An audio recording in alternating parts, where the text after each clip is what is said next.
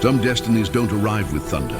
They come like a pause in the wind, like a shape in the dust that refuses to disappear. And sometimes, the smallest figure at the edge of the road is enough to stop a man who has never stopped for anything. Ethan Cole had never planned to linger near Red Hollow longer than a single night. His wagon wheel was mended.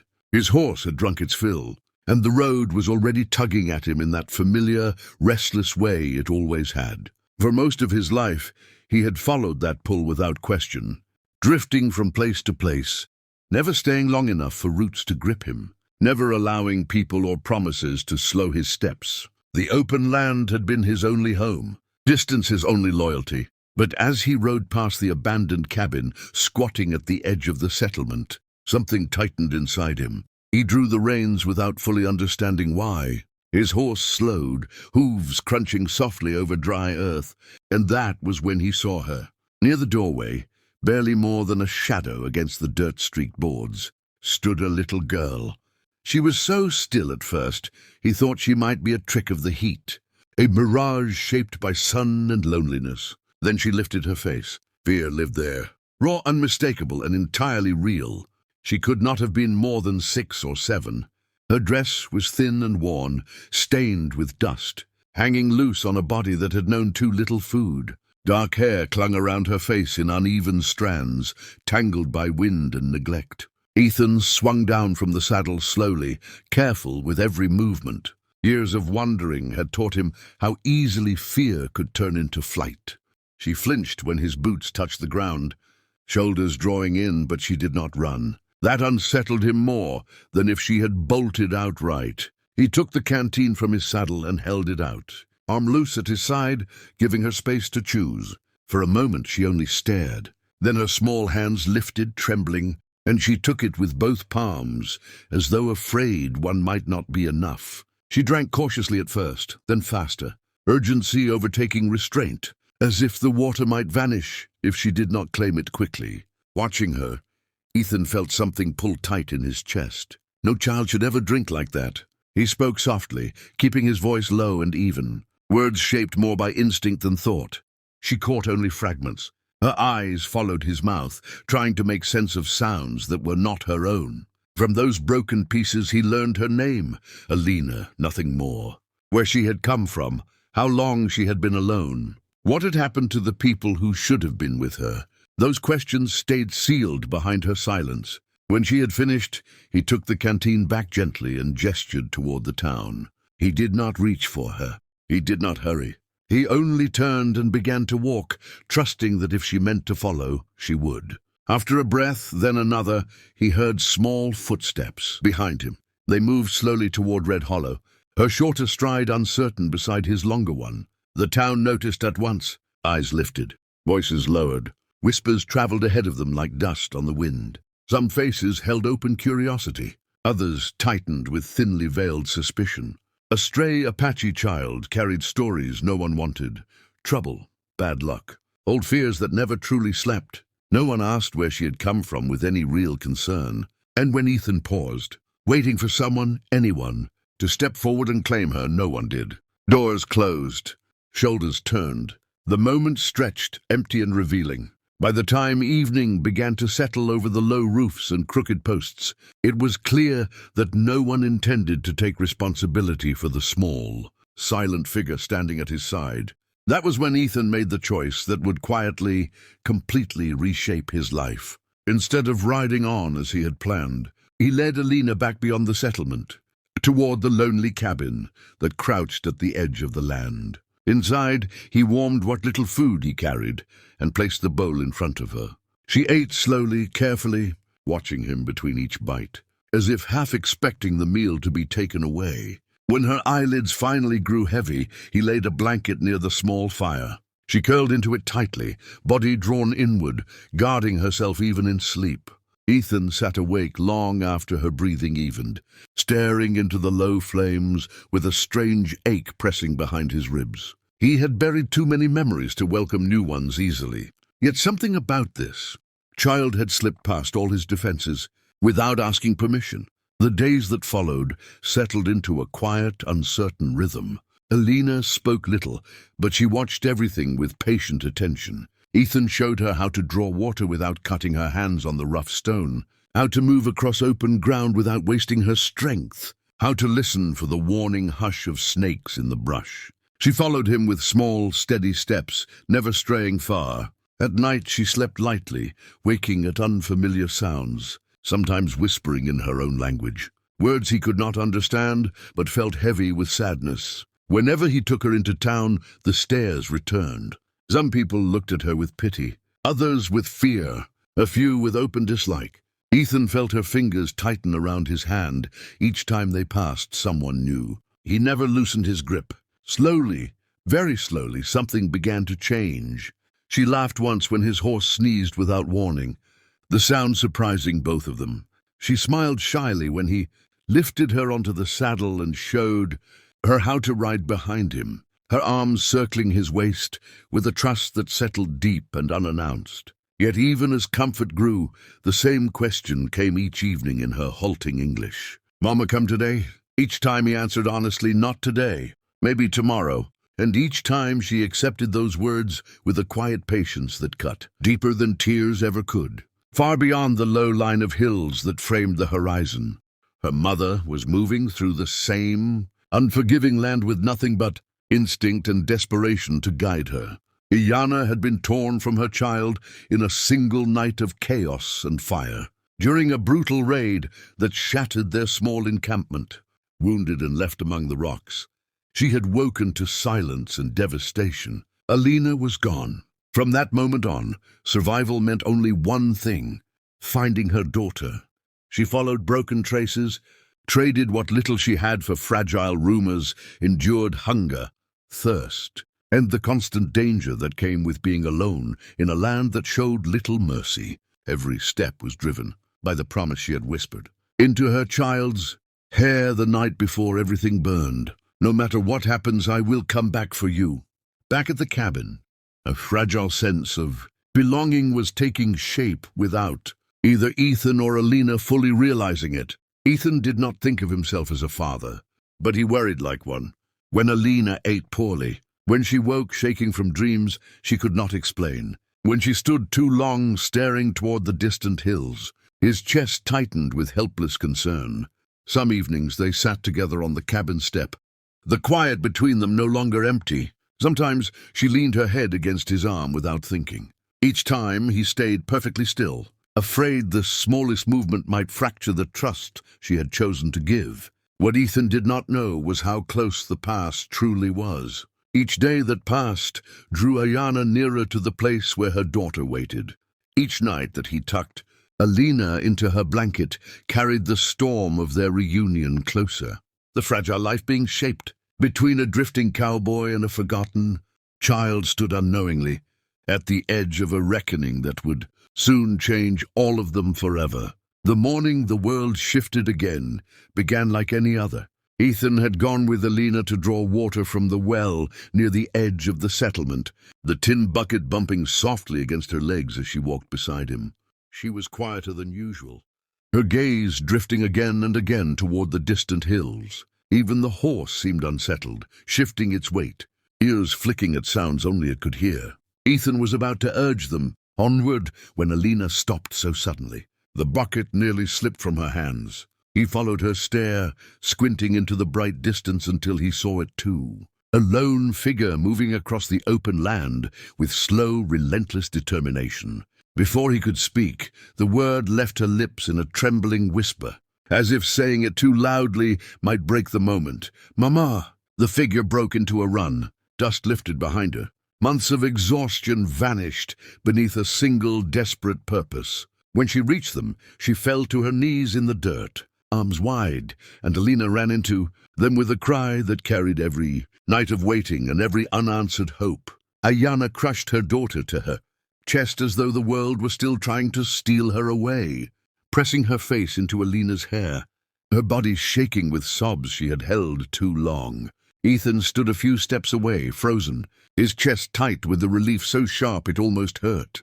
He had prepared himself for this moment in thought, but nothing had prepared him for the sight of something broken being made whole before his eyes. When Ayana finally lifted her face, her gaze fixed on Ethan with a weary intensity that needed no translation. He raised his hand slowly, not in surrender but in truth. He told her how he had found Alina alone by the abandoned cabin, how he had given her water, how he had taken her in because no one else would.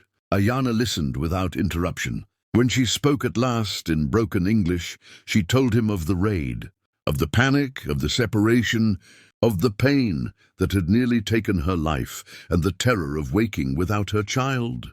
Her words ended in a quiet sob. She did not hide it. The silence that followed was heavy, but it was not empty. She stayed at the cabin. At first, Ayana barely slept, waking at every sound the way Alina once had. She rarely let her daughter out of her sight, as if fearing that any moment of carelessness might undo the miracle they had been given. Ethan gave them space while remaining close enough that neither ever truly felt alone. Slowly the tension eased. Alina laughed again without hesitation. She moved freely between them, braiding her mother's hair in the mornings and riding with Ethan in the afternoons. The fear that had once shaped her every movement loosened its grip, replaced by the steady confidence of a child who finally knew she was safe. Red Hollow noticed everything. The stares were harsher now, edged with old distrust and quiet resentment. One afternoon, when a few men let their words wander too far, Ethan's hand came to rest calmly on his holster. He did not threaten. He did not raise his voice. He simply stood his ground. The message traveled without sound. Ayana saw that moment from the cabin doorway. Something shifted in her expression, the guarded distance in her eyes easing by the smallest measure. As days passed, a quiet understanding grew between Ethan and Ayana. Their conversations were slow, shaped by limited shared language and long silences that often spoke more clearly than words. She told him of her people, of the land they once called home, of the songs her mother had taught her as a child. Ethan spoke less of himself, but when he did, his words carried the weight of a man who had learned early how easily everything could be taken away. They did not speak of what lay ahead, for now it was enough to stand side by side in what was. One evening, after Alina had fallen asleep between folded blankets, Ethan stepped outside to clear his thoughts and found Ayana standing beneath the wide stretch of sky. The wind moved quietly around them. For a long moment neither spoke. Then, without planning it, Ethan reached for her hand. She hesitated only a breath before letting her fingers slip into his. The touch was tentative, cautious, and charged with everything neither had yet dared to name. In that fragile connection, they both understood that loss had brought them together. But something far more dangerous and hopeful was beginning to take its place. Yet peace is never without a shadow. Old dangers still lingered beyond the cabin's thin safety. The land remembered violence, even when the present felt calm. Ethan knew that choosing to stay would one day demand more than quiet courage. But as he looked back toward the cabin where a once lost child slept safely between two worlds, he understood something he had never known before. The road he had always followed no longer held the only future he could live for. And some lives, once found, are worth every fight it takes to keep.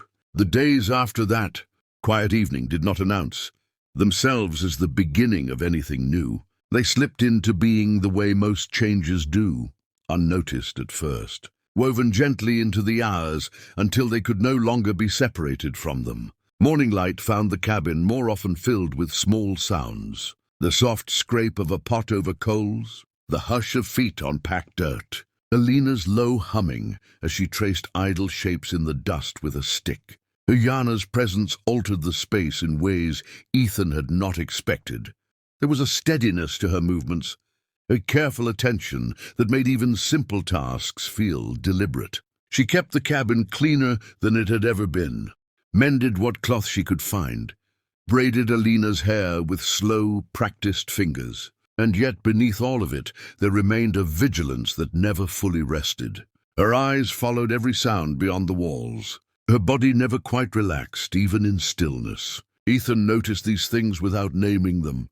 He found himself rising earlier, checking the perimeter before the sun had fully burned the cool from the air. not because he believed a threat waited in the brush, but because something in him would not allow the possibility to go unmeasured. Sometimes Ayana would already be awake, standing outside the cabin, watching the land as if reading a language written across the horizon. They rarely spoke in those moments. They did not need to. There was a mutual understanding that the quiet belonged to something larger than either of them. Alina moved between them like a small, bright thread, binding their days together. She woke laughing now more often than trembling. She asked questions, sometimes in English, sometimes in words Ethan still could not understand. Ayana answered her patiently, telling her stories, teaching her the names of plants, pointing out birds that Ethan had long ago stopped seeing. In the afternoons, Ethan took her riding, lifting her easily to the saddle. She no longer clung as tightly, sitting straighter, daring to stretch her arms out when the horse broke into a gentle trot. Each time she did, Ethan felt the corner of his mouth lift without permission. Red Hollow continued to watch. The town's glances had changed since Ayana's arrival. What had once been idle curiosity now carried sharper edges. Old histories lingered in the way men fell silent when she passed, in the way women drew children a little closer. Ethan felt it most when he walked into the store, or tied his horse at the post outside the saloon. Conversations shifted, laughter dulled. He was no stranger to distrust. He had lived most of his life moving through places where he belonged nowhere. But this was different. This was not aimed only at him. It followed the line of Ayana's shoulders. It settled into the small space Alina occupied at her side. He did not speak of it to either of them. He answered it instead with presence. He stood closer. He lingered longer. He placed himself between their small family and whatever unease the town carried. When a man muttered something under his breath one afternoon, Ethan did not confront him. He only met his gaze and held it steady and unblinking, until the words withered before finding shape. The man turned away, but the tension did not leave with him. Ayana saw these moments even when she pretended not to. She began to wait for Ethan when he went into town, remaining at the edge of the street, Alina's hand wrapped firmly in hers.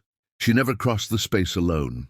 It was not fear exactly. It was memory. And memory was often more powerful than what stood directly in front of you. Their evening settled into a rhythm. Supper cooked low over coals, Alina's quiet chatter, the small ceremony of washing hands, of folding blankets, of settling into the shared hush after a day spent in motion. Sometimes Ayana sang. The melodies were soft and unhurried, shaped by a world Ethan had never known. He did not understand the words, but he felt the ache inside them, the endurance, the gentle insistence that sorrow could be carried without being surrendered to. Alina often fell asleep to those songs, her breathing evening beneath the rise and fall of her mother's voice. On one such night, when the air lay warm and unmoving, Ethan remained seated after Alina had drifted off, watching the way firelight caught in Ayana's hair. She finished her song and let the silence settle. For a while neither spoke. Then haltingly, carefully, she asked him about his wandering, about the places he had seen, about why he had never stayed. Ethan did not answer at once. He stared into the coals as though they might arrange his past into something he could offer without breaking it. "I never found much reason," he said finally. "Everywhere I went felt the same after a while. A place to sleep, a place to leave." She nodded as if this made sense, as if she understood the kind of emptiness that could move a man across half a continent without ever arriving anywhere. She told him then of her own people, of the way seasons had once ordered her life, of moving, camps, of songs tied to stars, of the feel of her mother's hands guiding hers as she learned to grind roots, to weave fibers, to shape small things meant to last longer than the hands that made them. She spoke of what had been taken, not with anger, but with a quiet grief that rested deep and unmoving. Ethan listened without interruption. He did not offer comfort. He did not know how to give. He only let her words exist between them, unchallenged, unhurried. After that, they spoke more often, still cautiously, still aware of the limits that language and history placed between them. But something had loosened. A sense that silence no longer needed to do all the work. Alina noticed the change before either of them did. Children always did. She began to leave them alone together more often, wandering a little farther from the cabin, playing by herself in the dirt, collecting stones and feathers. Sometimes she watched them with a knowing tilt of her head that made Ethan uneasy in a way he could not name. It was on one such afternoon that the past reached a little closer. Ethan had ridden into town for supplies, leaving Ayana and Alina by the cabin. He had not gone far when he heard it. Raised voices. Sharp, carrying. He turned his horse at once. By the time he reached the edge of the settlement, he saw a small knot of men gathered near the well. He did not yet see Ayana. Then he saw Alina, standing rigid at the edge of the group, her small hands clenched at her sides. He dismounted before his horse had fully stopped. One of the men was speaking, loudly, too loudly. His words were slurred, sharpened by drink and old resentment. Ethan did not catch all of them. He did not need to. He saw Ayana then, standing straight, her face calm but pale, her eyes bright and unblinking. The man gestured toward her with the careless authority of someone used to never being questioned. Ethan closed the distance without running. "What's going on?" he asked. The man turned, looked him up and down, smirked, "Just saying what folks are thinking. This town's got enough trouble without—" "That'll do," Ethan said. His voice was not loud, but it cut. The man scoffed, took a step closer. "You don't speak for Red Hollow?" "No," Ethan replied, "but I speak for what happens next." He did not touch his gun. He did not need to. There was something in his stillness that shifted the air. The other men glanced at one another. Someone cleared his throat. The man's smile faltered. He muttered something, then something else. Then he turned away. The group loosened, dispersed. The moment dissolved the way they often did, without apology, without resolution. Ethan turned to Alina first. She ran to him without hesitation, pressing into his side. Only then did he look at Ayana. She held his gaze. Something unspoken passed between them. Gratitude, perhaps, or recognition, or the simple acknowledgement that the land beyond the cabin walls was not gentle. They walked back together. No one spoke until the cabin came back into view. Inside, Ayana moved with a tight precision, setting things down, picking them up. Not quite able to settle. Ethan watched her from across the room. He knew better than to crowd her. But he also knew better than to pretend nothing had happened. "They won't trouble you," he said quietly. It was not a promise. It was a statement of intent. She studied him for a long moment. Then she said, "Trouble does not always ask first." He nodded, because that was true. That night sleep did not come easily. Alina woke once from a dream she could not explain. Ethan sat beside her until she settled again, his hand resting lightly on her back. When he rose to step outside, he found Ayana already there, standing where the stars thinned toward the hills. The wind was cooler. It carried the scent of distant rain. "They will not forget," she said. "Neither will I," he replied. She looked at him then, really looked, as if measuring something that could not be weighed. "You did not have to stay," she said. He considered the words, the way they might have been true once. "I know." The space between them felt different after that, charged not only with what was beginning, but with what might soon be demanded. The land, indifferent as ever, continued to turn its face from light to dark and back again. But beneath the surface of their days, something had shifted. The fragile peace they were building was no longer untouched by the world beyond it. And though neither Ethan nor Ayana spoke of leaving or staying, of danger or defense, both understood that the choice Ethan had made weeks ago was no longer a quiet one. It would be tested, and when it was, the road would no longer be waiting to carry him away. The trouble everyone feared never came in the way the town expected. There was no gunfire in the night, no stampede of violence from the hills. What came instead was quieter and far more powerful. It came in the form of a man who chose to stay when leaving would have been easier. In a woman who learned to rest her guard without lowering her strength. And in a child who no longer asked the hills when her mother would return. As seasons turned, Red Hollow watched a drifting cowboy become something else entirely. Not a savior, not a hero, but a home.